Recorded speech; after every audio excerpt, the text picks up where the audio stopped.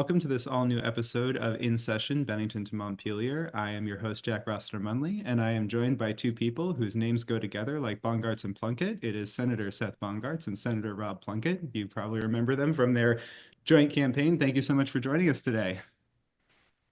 Thank you, Jack. Good morning.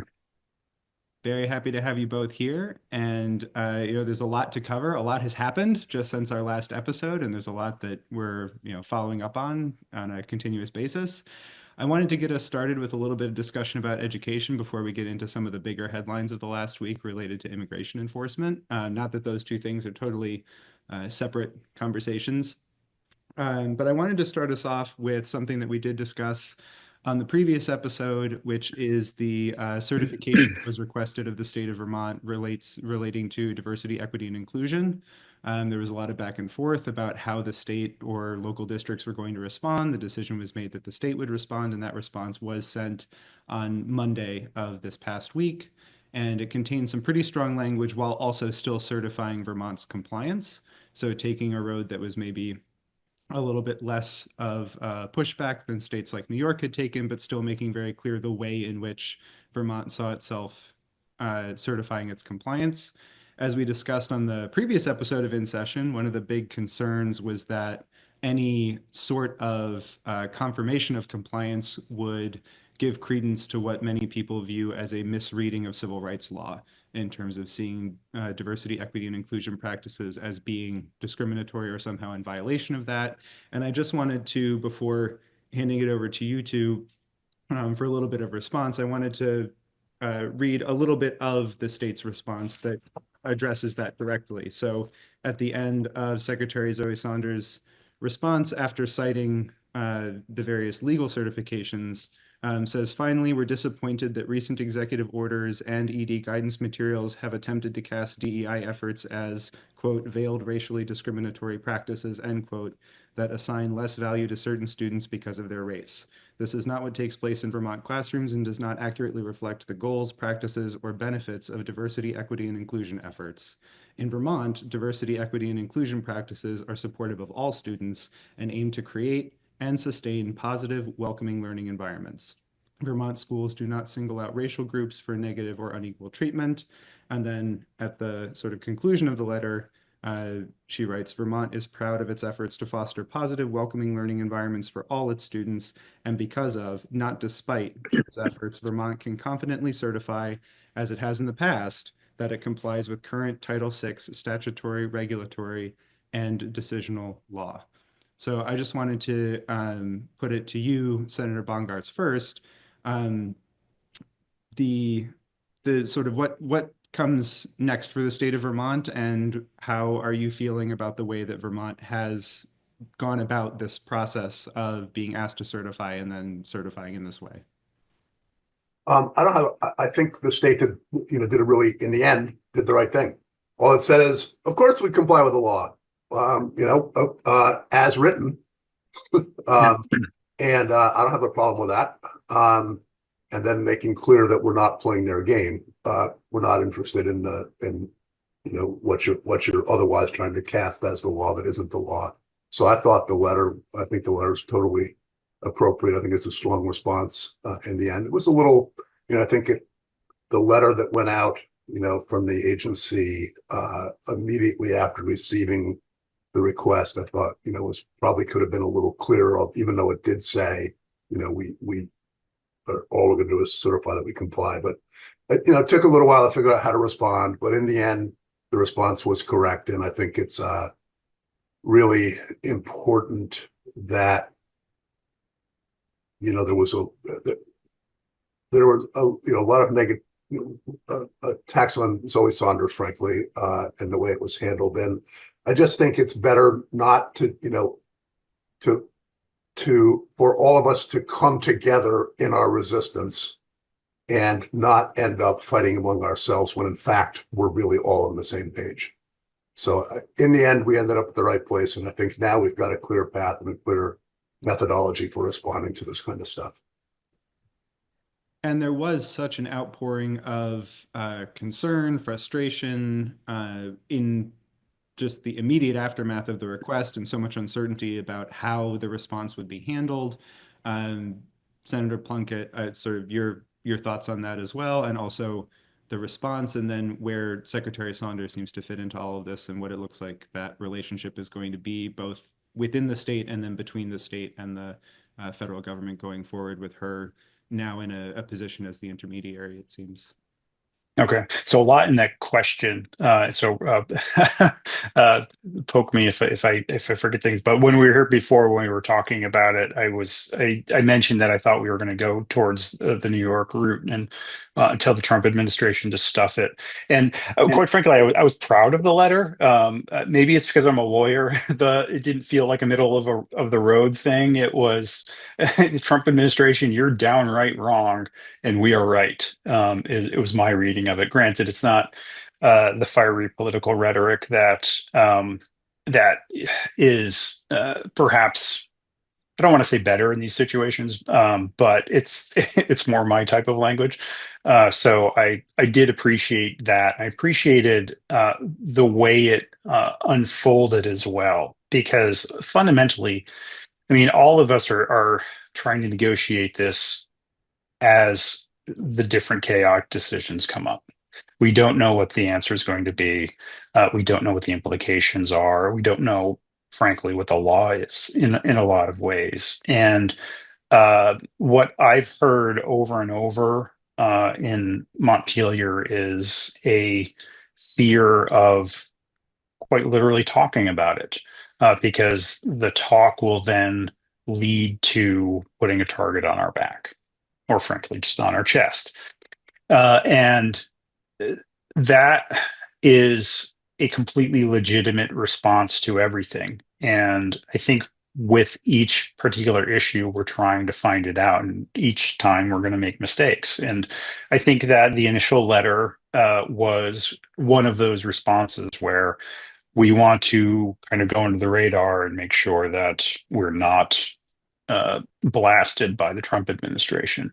And I think that was wrong. And what happened was there was discussions about that. And then finally, in the end, Vermont as a whole and through Zoe Saunders did absolutely the right thing. And that's how Vermont works. I mean, we kind of figure it out as we go along. And ultimately we're national leaders in things. Here we didn't get the letter in first, so New York was more of a national leader, but it's happening over and over again on different issues. And in the end, when this past week, especially, the discussions that I've had with folks about different issues, and one was, gosh, what was the issue? It was about it was essentially signing up for SNAP benefits and what the different implications of different bits of information would be. And my response has been, well, you know what?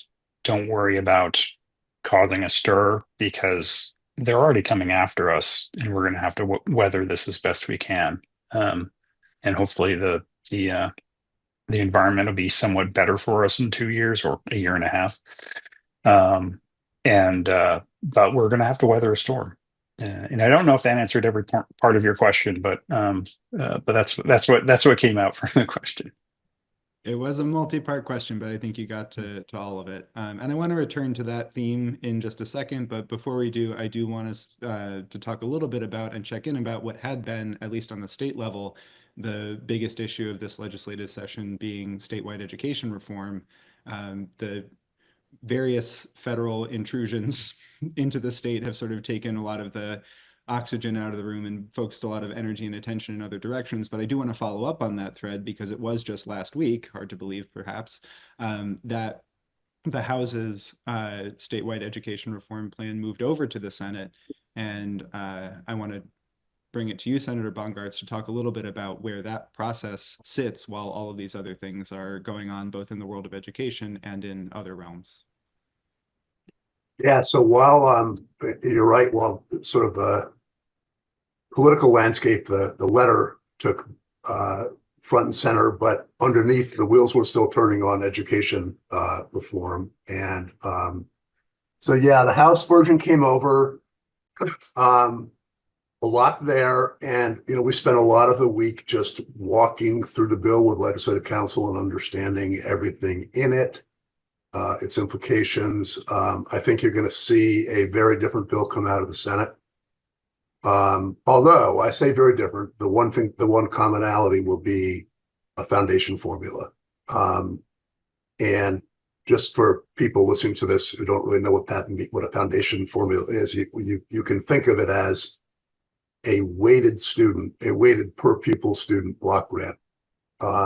And so with the money kind of going where the student goes, there's all the issues about district sizes, school size, class size, all of that. I will tell you that I think the Senate is less interested in mandatory class sizes and mandatory school sizes than the House appears to have been.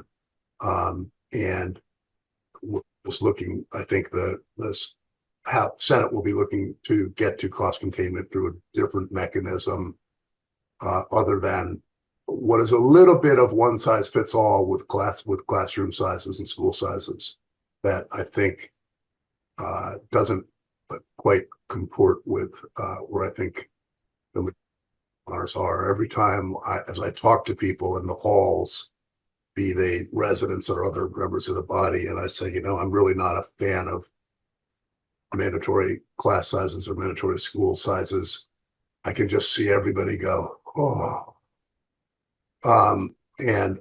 So, but we have to get there, but I think it really has to be through the financial setup, like the per pupil block grant and the annual amount and then the annual multiplier, beginning to put downward pressure on districts once we figure out the right sizes to get more and more efficient. That will lead to some decisions being made, but that they'll be made, I think, in my view, they should be made at the district level.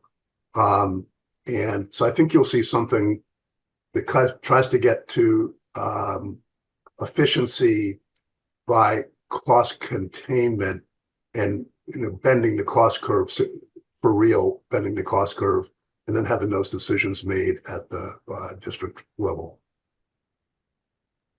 And on that subject of class sizes as being maybe a particular difference between the House and Senate side, that was something that Senator Plunkett, you talked about a little bit being really important to you, not class sizes specifically necessarily, but just the fundamental nature of what education can look like in a state like Vermont, and not wanting some of these changes to possibly alter too drastically some of the really special things that can happen at smaller schools or in smaller classrooms.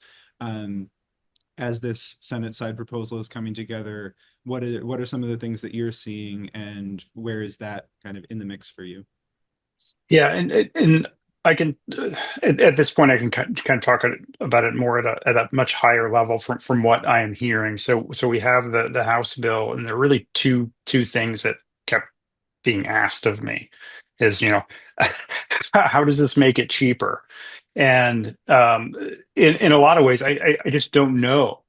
I can't see it from there, and I don't have the numbers. And maybe Seth has more of the details on the numbers there in his committee, but I don't have a good answer for that. How is this going to lower our property taxes, which was the number one thing through the campaign? And the other question is, how does this help our students? How does this help education?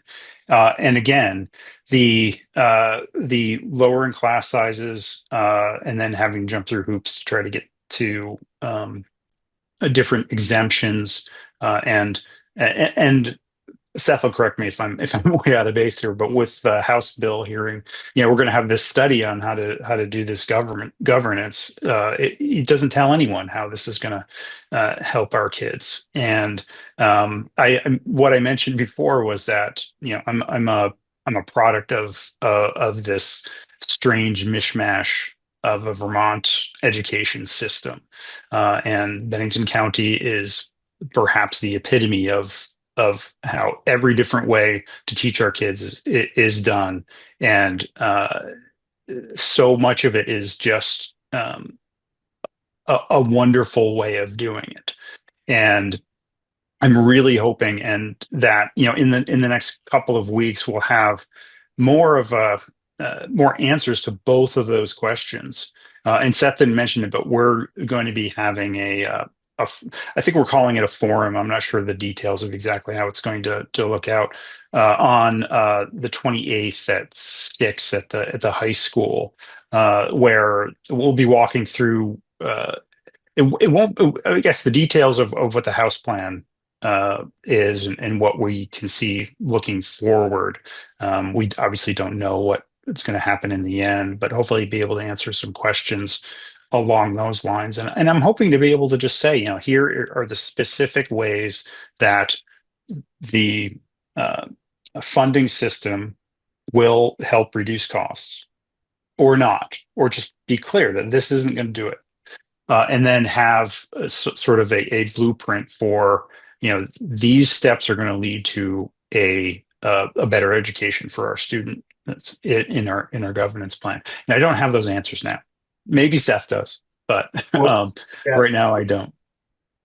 I don't have, we don't yet have the answers, and there's still numbers to be run, but we do have to keep in mind that right now we're in an environment of cutting.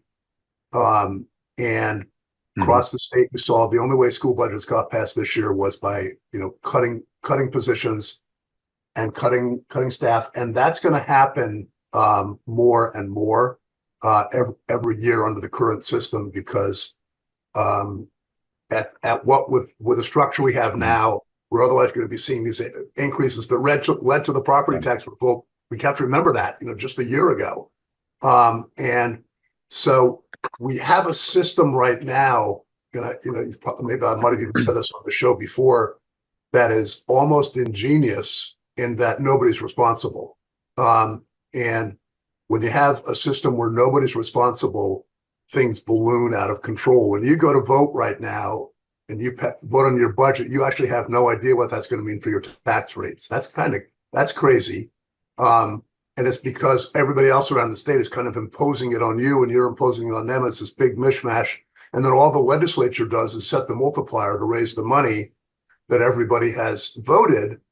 And so you end up with what we had a year ago, which was a 20% increase if the legislature hadn't managed to get it down a little bit by dumping some money in to lower the cost. But this system, the foundation formula, will at least do that one thing. Somebody will be in control, because the legislature will be setting the size of the block grant, will be setting that denominator, and the base number, and that with then a built-in multiplier that is, annual multiplier that is, something like 3 or 4% or whatever, is going to begin to put some real pressure on the system. By the way, we have to do it out of the blocks at a rate not higher than what we did this year. So it's going to begin to put some downward pressure and force efficiencies.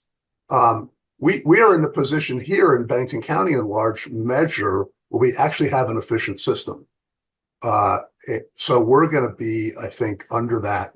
Some other parts of the state are going to have a harder time gaining those efficiencies, but I think we're in moderately good shape with a pretty efficient system. But so there will be cost containment. And then we do have to do it, as Senator Plunkett was saying, making clear, we have to make sure that out of all of this, we keep cost reduction is not the most important thing. Educating kids is the most important thing. And we have to make sure that we're doing this in a way that's actually going to enhance that education. At the same time, we make the system more efficient. But again, as Senator Plunkett was saying, not to the point where efficiency is the only thing that matters, because there are parts of the system that are kind of and he didn't put it this way, but it's a bit of a mishmash, but it also has its own genius and its own good things come out of that. And so we have to balance all of those things. But we also do have to remind ourselves constantly that we can't just go on the way we're going, because that is going to crash. And a follow-up on that, I'll stick with you, Senator Bongartz. One of the major points of discussion on the House side was around timelines. And one of the sort of contentions with the governor's desires and what may end up coming out of the legislature will be about the timeline for implementation of some of these plans. And so, two timeline questions for you. One, what is the timeline you're seeing as the Senate process itself moving forward and having something ready to present? And then, what are some of the timelines you're envisioning for the rollout of some of these larger changes across the state? Yeah, I think I know that one of the things that the Republicans in the Senate we really, are looking for is 1 year earlier than the House version. And I think, frankly, we're going to need those votes, so we're going to try to figure out a way to do it 1 year earlier than the House version, which would make it 28. It is true if you look at, I forget the numbers now for the yield this year, but I understand the need for time to get this right and to have it unfold slowly in a way that we can adapt to. And so on that level, I get the House version taking the time that it took. The other side of that coin is that, especially with the chaos being visited on us from Washington, and the funding issues that are likely going to be visited on us from Washington, doing this sooner rather than later is going to be to our advantage, because we're having to dump money into the system to keep it afloat now that we really don't have. And so I think I think that we're going to try to figure out whether we can do this 1 year more quick. And for you, Senator Plunkett, thinking about those timelines, do you have any concerns about expedited timelines? Any thoughts about finding this kind of compromise position on implementation, doing it both quickly because of the intense financial pressure and the need to move something forward, but then also balancing that against some of what both of you have been talking about in terms of enough of a deliberative process to make sure that these changes are effective and end up being sort of focused on the students on the ground? Yeah, I like things going slowly, but there are obviously political implications for different things. And I mean, we've been trying to do this for 200 years. Doing it a year earlier, for me, it seems like, well, okay, well, we don't need that year. But I'm getting to understand, how things work as the session goes along. And as much as I'm very frustrated, and this is just sort of a overall thing that I get frustrated with the legislation that we pass that is imperfect. And I want to take far more time than there is to do it. I also understand that each year we look back at these things and we can make tweaks as we go along. And quite frankly, if we have a plan that is scheduled to complete in whatever its the way of unfolding it in 2028, that does give us a number of years to assess it each year. So it's not something where there's no changes that could possibly be made. But but what's very important right now is putting the structure in place of how it's going to unfold, of what is we're going to be seeing in the years to come. And the House did it deliberately. They took longer than usual, and I know that Seth's been working and his committee's been working on this through the entire session as well. So it's going to be a more deliberative process than most sessions seem to be for a perhaps not a bill this big for bills in general. And I'm fairly confident that the structure that we're going to have, regardless of what the timeline is in it, is something that's going to be solid, that will be able to make whatever changes we need along the way. But those will be details rather than the overall structure. But I do like taking things slowly. And there's a lot more to get into with this, and we will discuss even things like the foundation formula in a lot more detail as this process continues. But I want to make sure that we have time to talk about some of the big headlines that have brought probably broader attention away from this ongoing education process, not only the DEI certification, but also the major instances of immigration enforcement that have been going on here in Vermont. And I think in some ways, labeling it as immigration enforcement is maybe not quite accurate. I think the biggest incident that has happened since the last time we were all together is the detaining of Mohsen Mahdawi, a Palestinian man who was going in for his citizenship interview, or at least that was what he understood to be happening, and was taken into custody and is still being held. One of your colleagues was present at the time, Senator Becca White. Videos and statements from her have been a major part of this story. I just wanted to give you both a chance to respond to that event itself before we get into some of the details and the follow-up. So I'll start with you, Senator Bongartz. I, well, I don't, I've had a hard time finding the words for how I feel. It is, it's disgusting. It's un-American. It is,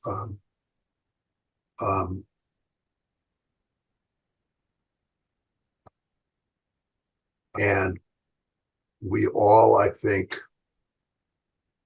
feel helpless on one level, and yet we can't allow ourselves to stay there. And we have to really build a network or a culture of resistance, which is consistent with the letter that came down, about education. And it took us a few days to find our footing on that one, but we did, and now we have to find our footing here, and we have to just protest and figure out mechanisms for resistance at every step of the way. We can't just as tempting as it is just to kind of retreat into our own worlds and go, this is so frustrating and I'm so helpless, I don't know what to do. We do have to figure out, and I think there's ways for the help with that. We've had legislators just taking a second and standing up on the floor at the beginning of the day and just voicing their concerns, and but there's the indivisible rallies, those kinds of things. We just have to do everything. But I'm sickened by it. It never occurred 15 years ago, for instance. It had never crossed my mind that we'd be fighting, that democracy would be truly at risk in this country. I always knew it was possible for it to happen anywhere, but it never really crossed my mind that in my lifetime we'd be fighting to preserve democracy, but we are. And Senator Plunkett? Yeah, I mean, throughout the campaign, we discussed a lot about how democracy itself was literally at stake, and in the back of my mind, I just didn't believe it. I thought, well, this isn't going to really happen, and I'm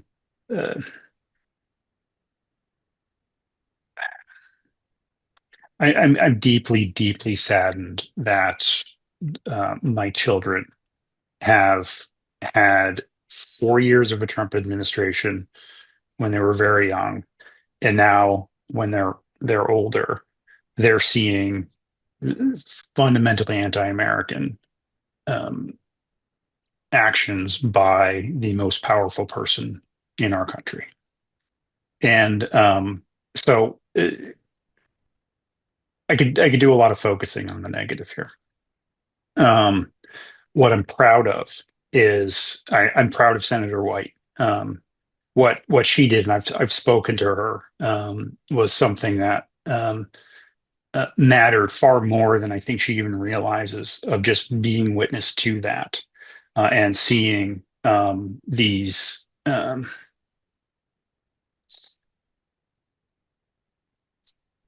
know the folks that work there are just regular people, but these jackbooted thugs or whatever term you want to use, bring a college student handcuffed into black cars and drive away.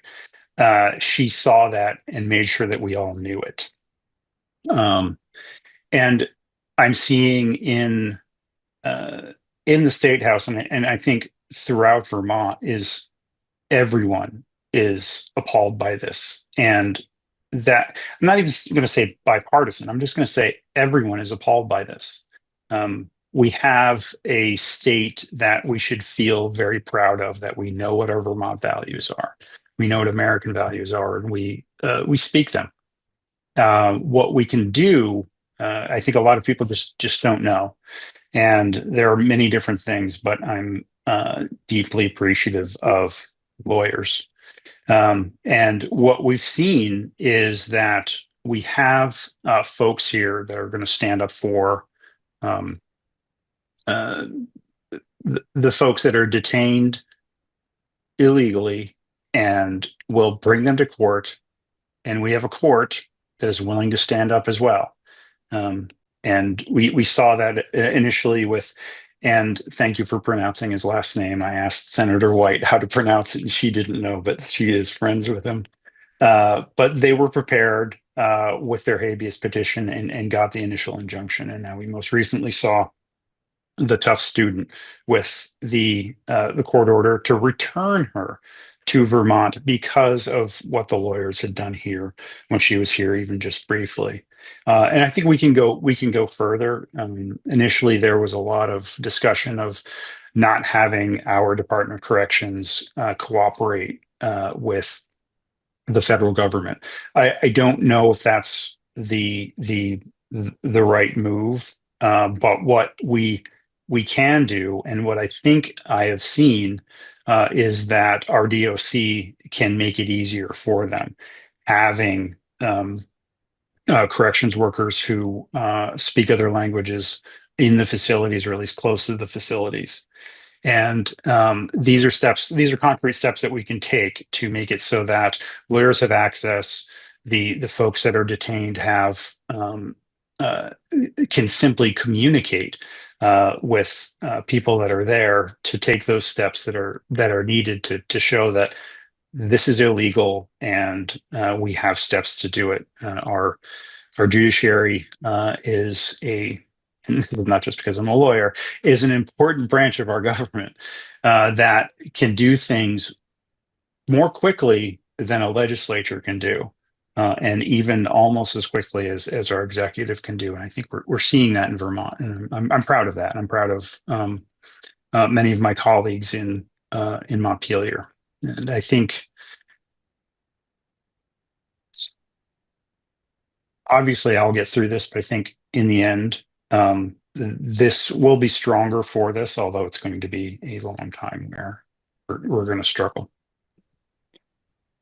To your point, I would say 2 of the 3 highest profile abductions of students or others have either happened in Vermont or have come to Vermont. And so in some ways, the eyes of the nation are on our state and our state legislators and our state judiciary and our state executive and our citizens in terms of how does the state of Vermont respond. And you alluded to this, Senator Plunkett, but there are ways in which it seems Vermont is uniquely positioned to speak with one voice.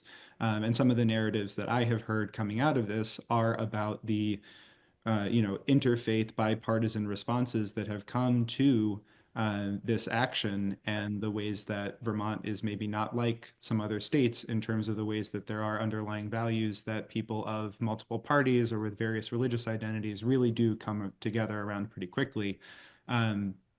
I'm curious for your sort of thoughts on that, Senator Bongartz, and also just what are you seeing and hearing amongst your colleagues, amongst others in Montpelier, as you're all sort of grappling with these events? Well, just the same, the way you just said it, the way you answered your own question, which is as you answered the question as you asked it. I think people are coming. coming together and just trying to figure out how to respond. And just to jump ahead, even the way the tariffs with Canada, the way that we're treating, Vermonters have such a deep connection to Canada. It's not, it's a psychological connection. We are, there are, they're our closest friends. And here we have an administration that is just like ripping the heart, another way of ripping the heart out of people who, um, care about our neighbors and care about each other, care about justice, care about doing the right thing. It's just was as Senator Plunkett has put it. It's just we're just going to have to do everything we can to resist and get through this and navigate. And one thing I have said about this, and I'll just mention it here quickly, is even in the midst of all of this, the legislature has to keep putting one foot in front of the other on policy. And we have to do all of this at once in the midst of this. That the simple way to put it is we still have to fill the potholes, and even just continuing to have that sense of normalcy is important. And it's doing both things at once. I will tell you that I sometimes, as we're working on things that seem mundane, I sometimes think, does this even matter compared to what we're really dealing with? And shouldn't. And then I go, we have to do it all at once, and that's just what's been thrust on us.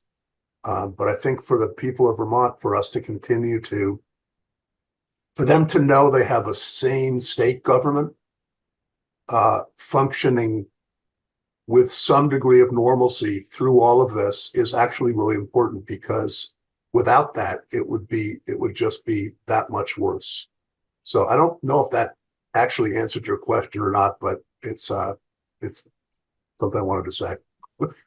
No, I think it does, So, and it speaks to another element of what can happen in a state like Vermont, where the education bill that passed the House had votes from both parties. The bill that the Senate is putting together is a collaborative process between both parties, and seeing a sane government on the state level does present a different picture of what government can function like. It doesn't mean that everybody's going to agree on everything, but it does seem like on the state level, there's still a lot of collaboration and collegiality.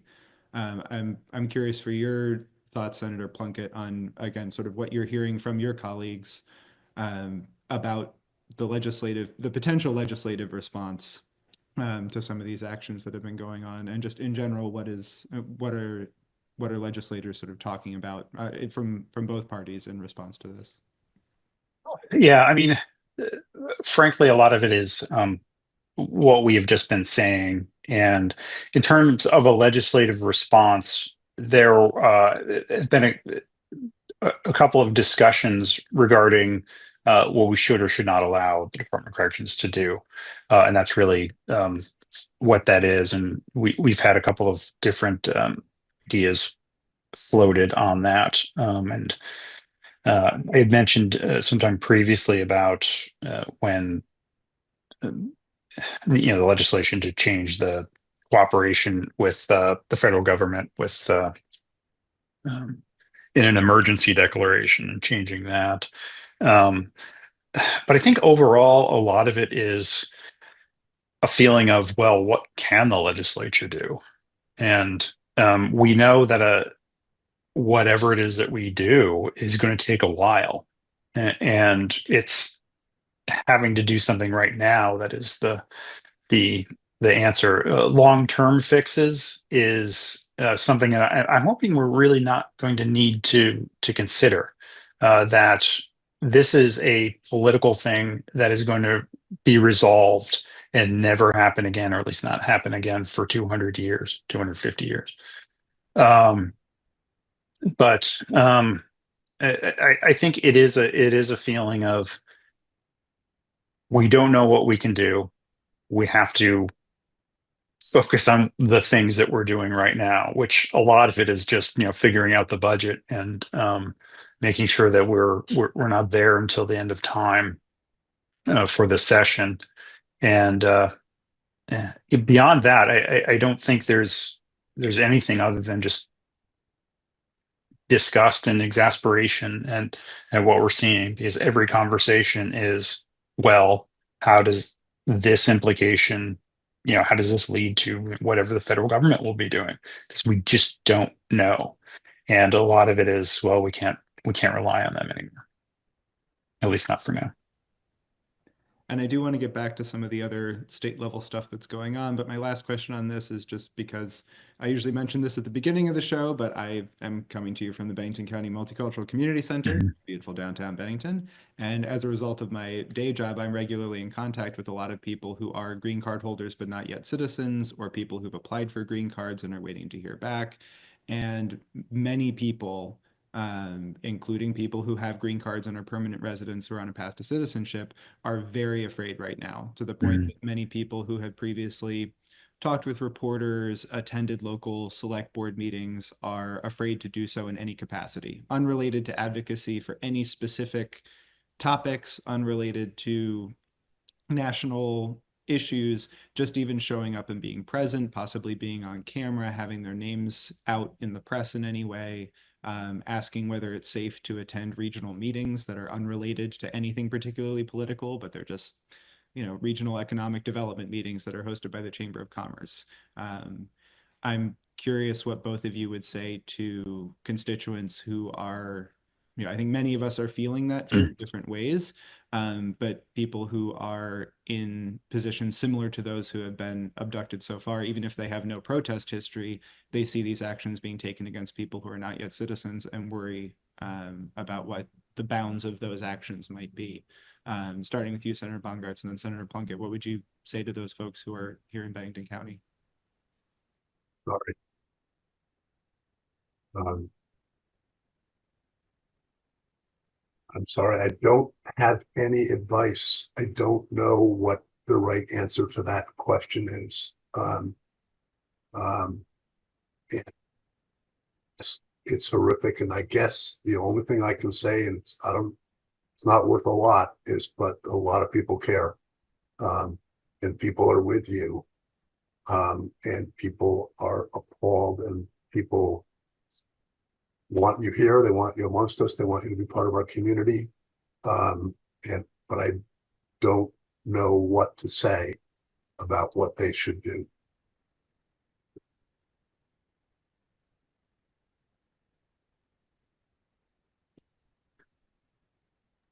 And Senator Plunkett? Okay, good. I can still hear you because Senator Bongart's cut out at the end.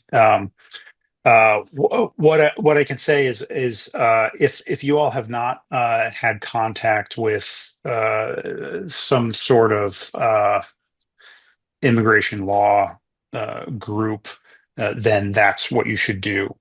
And in a lot of ways, what has been the model of these sorts of things, well, always be cautious in terms of what your interactions will be, but be prepared beforehand. And I know that um and gosh, I can never remember his name. Can you repeat his name again? It's I feel terrible not remembering his name. Mohsen Windsor, Massaoui? what happened to Windsor? Yeah, what's his first name again? Mohsen. Mosen. Okay, yes, thank you. And I'm terrible with names in general. So Mosen was prepared.